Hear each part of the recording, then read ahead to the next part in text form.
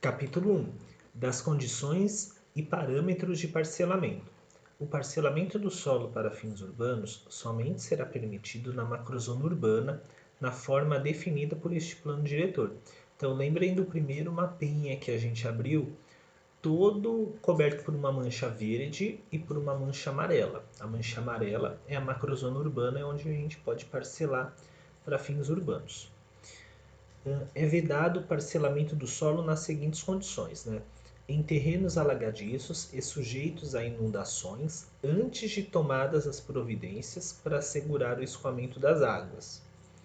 Em áreas de brejos naturais, exceto quando for obtido devido licenciamento junto ao órgão ambiental competente. Em áreas com potencial ou suspeitas de contaminação e em áreas contaminadas sem que sejam reabilitadas para uso seguro, atestado pelo órgão ambiental. Em terrenos com declividade igual ou superior a 30%, salvo se atendidas as exigências específicas das autoridades competentes e observadas as disposições da lei federal. Em terrenos onde a incidência de processos geológicos geotécnicos não aconselhe a edificação. Em áreas utilizadas para deposição de resíduos sólidos. Em áreas onde a poluição, em suas diversas formas, impeça condições sanitárias suportáveis até a sua correção. Em porções de terreno ocupadas por Mata Atlântica ou Cerrado em estágio médio ou avançado de regeneração natural, excetuadas as situações previstas no artigo 280 desta lei. Em áreas sem frente para a via pública oficial, exceto a divisão de áreas na macrozona rural. Em zona especial de proteção ambiental. Parágrafo 1º. Nas hipóteses previstas nos incisos 8 e 10 deste artigo, o parcelamento do solo será admitido quando? Então, inciso 8 e 10 é porções de terreno ocupada por Mata Atlântica ou Cerrado, né?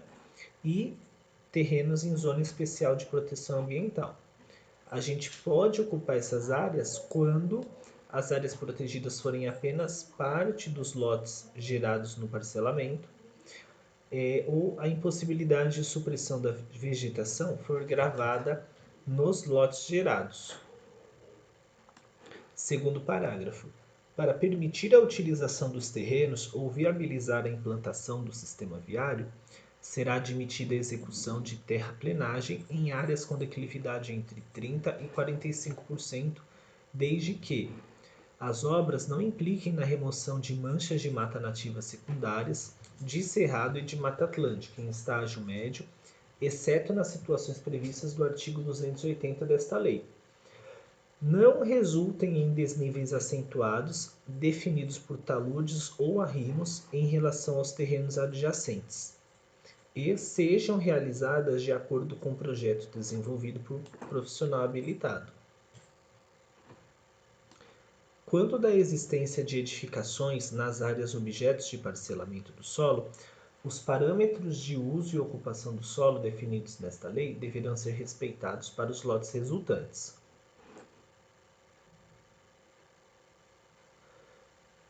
Tá. Então, o que ele está falando aqui?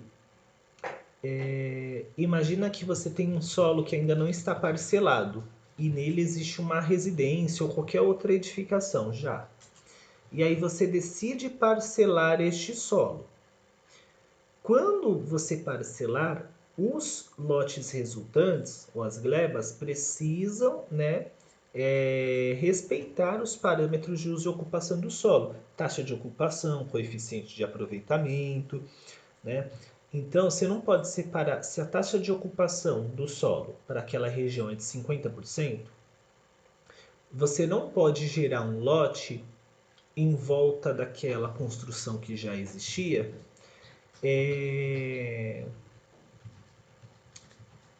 bem justinho, sabe?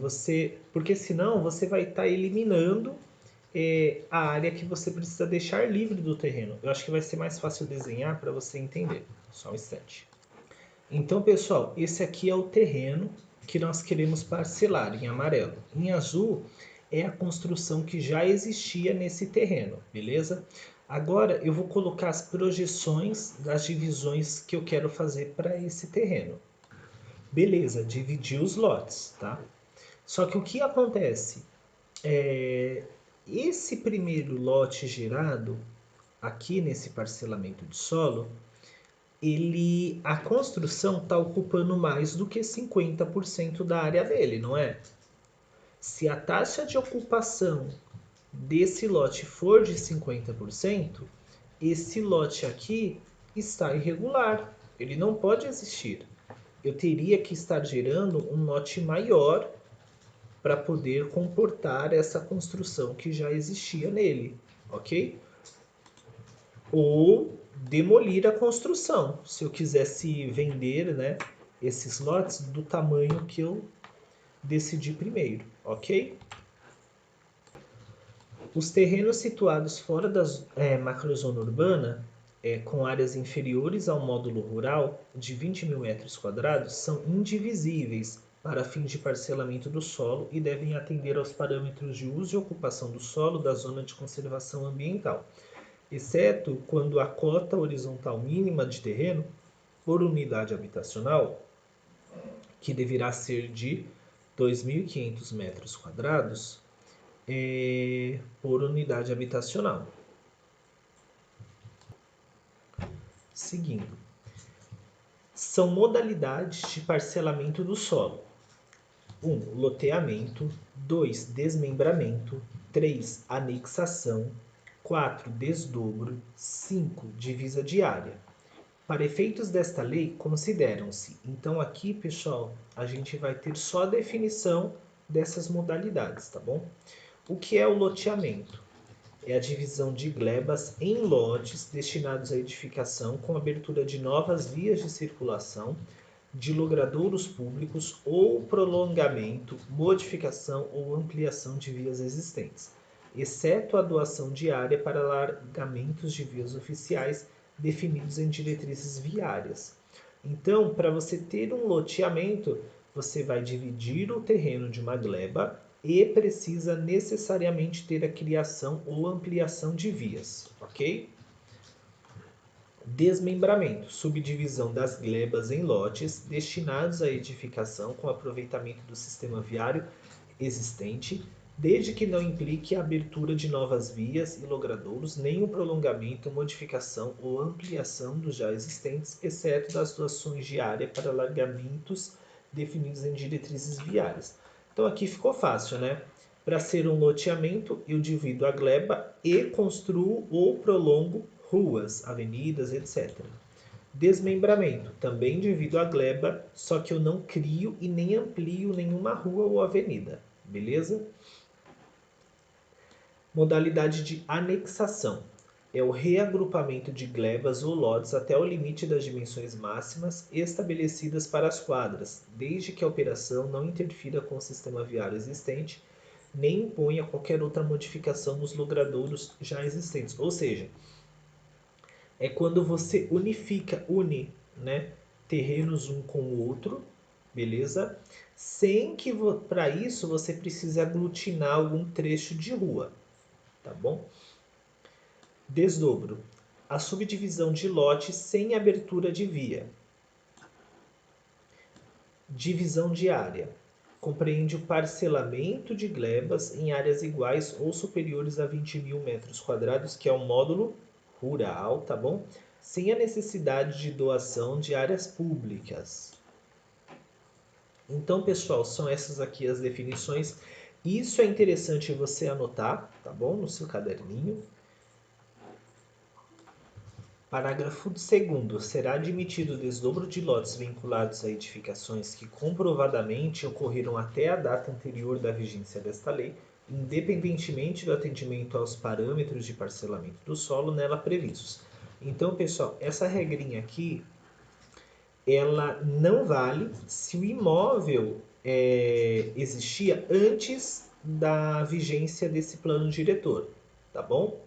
Agora, se a pessoa tinha um terrenão daquele tamanho, né, e decidiu parcelar depois da vigência desse plano diretor, né, Então, ele tem que respeitar os parâmetros de uso e ocupação do solo, igual nós tínhamos visto anteriormente. Parágrafo 3º. A comprovação deverá ser feita por meio de documento público ou de demonstração de consumo de serviço público vinculado a um imóvel, ok? Então não basta a pessoa falar que o imóvel já existia antes da lei, ele precisa provar também. O parcelamento do solo deverá ser precedido de aprovação do município, atendidas pelo menos as seguintes condições. 1. Articulação das vias, quando exigidas, com as vias adjacentes oficiais, existentes ou projetadas, integrando-as com o sistema viário da região e harmonizando-as com a topografia local. 2. Manutenção das florestas e demais formas de vegetação situadas em encostas com declividade superior a 25 graus, de acordo com os termos previstos nos artigos da Lei Federal 12.651. Terceiro, garantia de imunidade de supressão, visando a proteção e preservação dos fragmentos florestais de Cerrado e de Mata Atlântica, como os já demarcados no mapa 4 do anexo 1 desta lei, nos estágios médio e avançado de regeneração, na forma definida pelo órgão licenciador competente, exceto nas situações previstas no artigo 280 desta lei. Tradução, pessoal.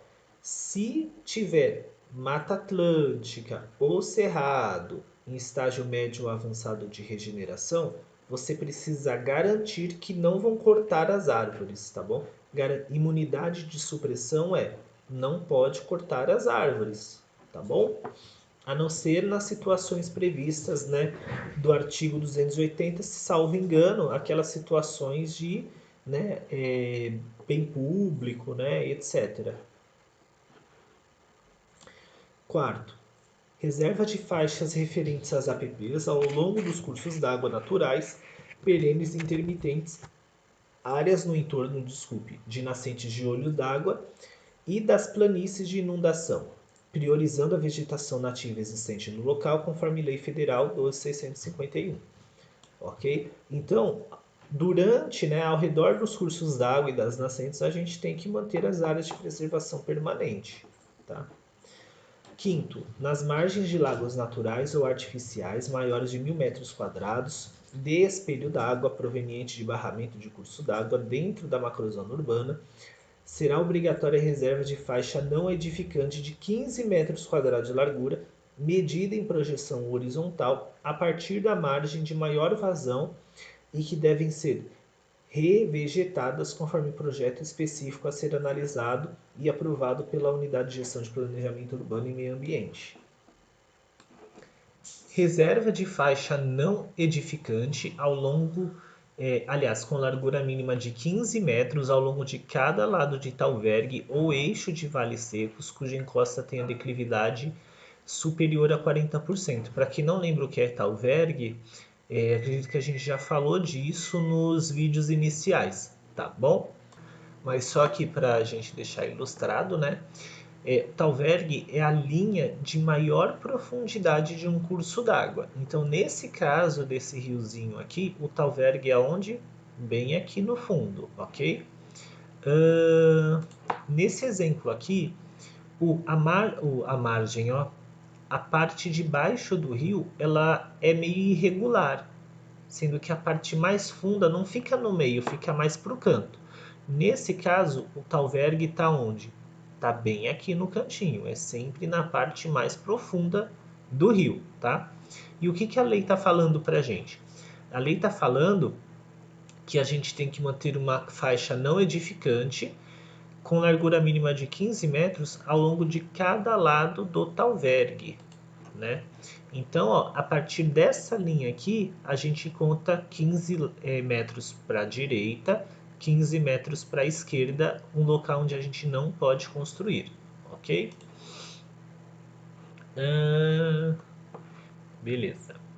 Agora, Vale Seco, pessoal, é um local onde já teve rio, né? Já teve um curso d'água, mas passou a não ter mais esse curso d'água. Não importa se, apenas parte do ano ele fica seco, né? Ou se o ano inteiro ele parou de receber água, tá bom? E também em locais que a declividade seja superior a 40%, beleza? Aliás, desculpe, os vales secos cuja encosta, né, tenha declividade superior a 40%. Então vamos pegar um exemplo aqui. Então, pessoal, aqui a gente tem um rio que está seco, né? Se a encosta desse rio tiver inclinação maior do que 40%, a gente vai ter que medir a partir do eixo desse rio, né? Quanto 15 metros de largura, né? De um lado para o outro também, ok? Sétimo, a destinação de faixa não edificante ou de avenida marginal com largura mínima de 15 metros acrescida das áreas para talude, quando necessário, a partir do limite da faixa do domínio das ferrovias e ao longo das faixas de transmissão. Desculpe. Artigo 287. Não poderá ser alterado, retificado ou desviado nenhum corpo d'água, córrego, nascente, lagos e brejos sem anuência da Unidade de Gestão de Planejamento Urbano e Meio Ambiente e autorização do órgão ambiental estadual competente. A destinação das faixas não edificantes e a implantação de avenidas marginais serão analisadas pelo Grupo Técnico de Mobilidade, especialmente quando os imóveis estiverem localizados em regiões com ocupação consolidada, ou quando não for possível a conexão da avenida marginal com o sistema viário municipal, respeitando o disposto na Lei Federal 6766. Os projetos de parcelamento do solo deverão atender os seguintes parâmetros: lote mínimo, testada mínima, comprimento máximo das quadras, áreas públicas devendo perfazer 30% da área total a ser parcelada, observados os seguintes mínimos: áreas de uso público, né, áreas livres de uso público, compreendendo as áreas verdes e o sistema de lazer no percentual de 20% da área total a ser parcelada, dos quais no mínimo 5% deverão ser destinados ao sistema de lazer. Áreas de equipamento urbano e comunitário no percentual de 5% da área total a ser parcelada. Então, pessoal, toda vez que você vai parcelar o solo, 30% deste solo precisa ser destinado a áreas públicas, tá? 20% compreendem áreas verdes e o sistema de lazer. 5% são destinados ao sistema de lazer e 5% para equipamento urbano e comunitário. Sistema viário, no caso de loteamento, sendo que as vias a serem implantadas deverão ter dimensões mínimas estabelecidas nas diretrizes estabelecidas pela Unidade de Gestão de Planejamento Urbano e Meio Ambiente, sem prejuízo dos valores mínimos especificados na lei.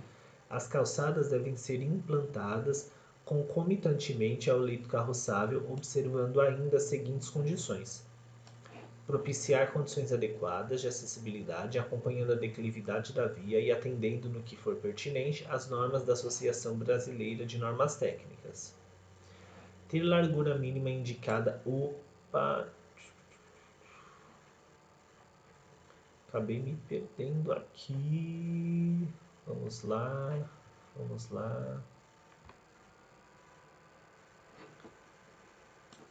Encontrei.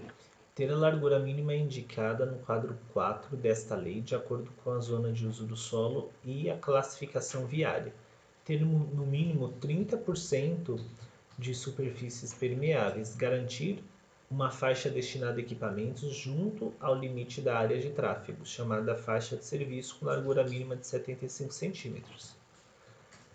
Devendo ser mantida preferencialmente em grama, exceto nas áreas de acesso de veículo ocupadas por equipamentos e nas travessias de pedestres.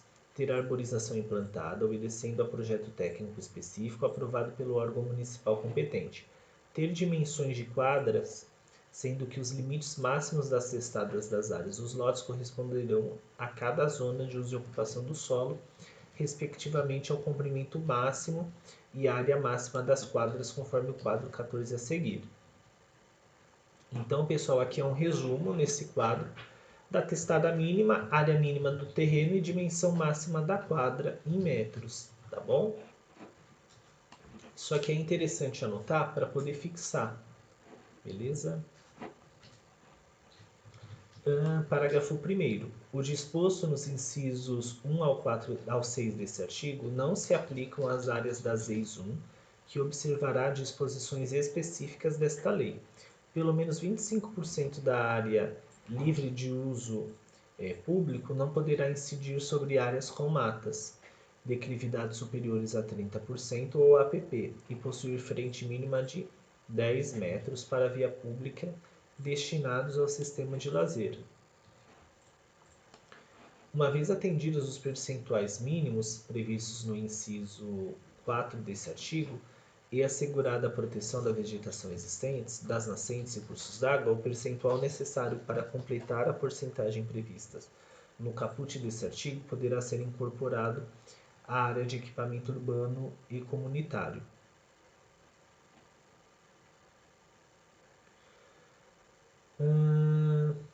A área destinada à área de equipamento urbano e comunitário poderá ter o valor equivalente convertido para pagamento em pecúnia ou em área construída de equipamento público comunitário na macrozona urbana, a critério do órgão municipal competente no momento da análise do projeto. Parágrafo 5º. Os valores tratados no 4º parágrafo desse artigo serão calculados com base nos parâmetros oficiais municipais adotados nos procedimentos licitatórios e de desapropriação. Parágrafo 6º. O benefício disposto no 4º parágrafo será definido no momento da análise do projeto ou das diretrizes e seu aceite ficará a critério do órgão municipal competente. Na hipótese de destinação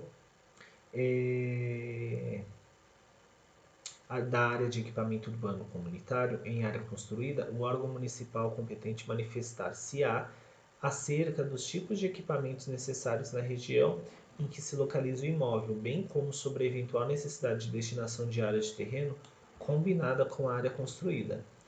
8º parágrafo. A área mínima dos lotes para as vias estruturais será de 20 metros. Testada mínima de lotes que estão nas vias estruturais será de 20 metros.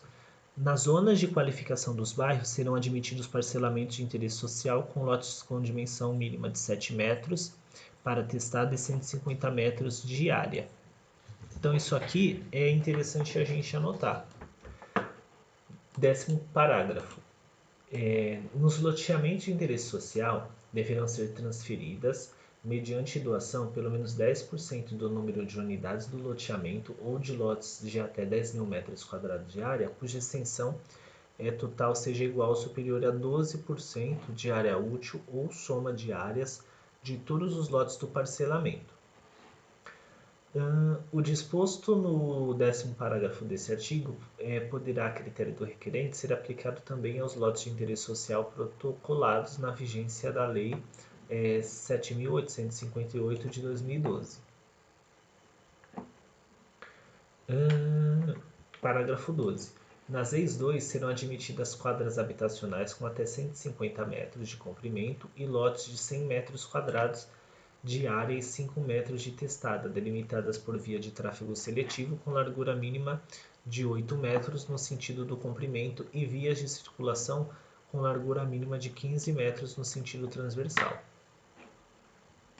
Seguindo, artigo 290. O município poderá aceitar projeto especial de parcelamento em lotes com dimensões inferiores às mínimas definidas para a zona de conservação ambiental e zona de preservação dos bairros, desde que a solução proposta assegure que as áreas desvinculadas dos lotes sejam acrescidas de áreas verdes públicas. Parágrafo 1º. A medida tratada no caput deste artigo não deve permitir que os lotes resultantes tenham área inferior a 500 metros quadrados quando situados na zona de conservação ambiental e 250 metros quadrados quando situados na zona de qualificação dos bairros. O projeto especial de que trata o caput desse artigo deve ser fundamentado pelo seu proponente e memorial justificado que seja objeto de análise por parte do órgão municipal competente. As ALUPs deverão atender às seguintes disposições: ter frente mínima de 10 metros para a via pública oficial, exceto para vias estruturais, quando a frente mínima deverá ser de 20 metros. A localização preferencial das ALUPs deverá ser definida pelo órgão municipal licenciador na emissão das diretrizes do parcelamento do solo. As ALUPs não impermeabilizadas deverão corresponder no mínimo a 20% da área da gleba objeto do parcelamento. As áreas inseridas dentro dos polígonos da Zona de Conservação Hídrica e Zona de Restrição Moderada, a jusante das áreas arborizadas definidas, respectivamente nos artigos 24 e 27 do Decreto 43284, poderão computar para efeitos de permeabilidade as áreas descritas no parágrafo 1º desse artigo. No desmembramento das glebas contestada inferior a 60 metros para vias estruturais, a frente mínima da ALUP, quando adjacente às áreas de equipamento urbano comunitário, poderá ser reduzida para 10% da atestada da gleba, observando o mínimo de 5 metros lineares.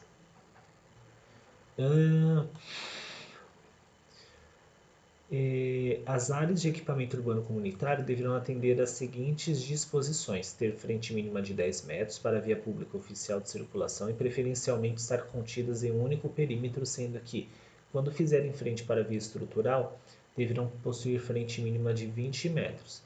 Deverão estar situadas em área com declividade de até 30%, com pelo menos metade da estação em área com declividade de até 20%. A localização preferencial das áreas de equipamento urbano e comunitário será definida pelo órgão municipal licenciador no ato da emissão das diretrizes de parcelamento do solo.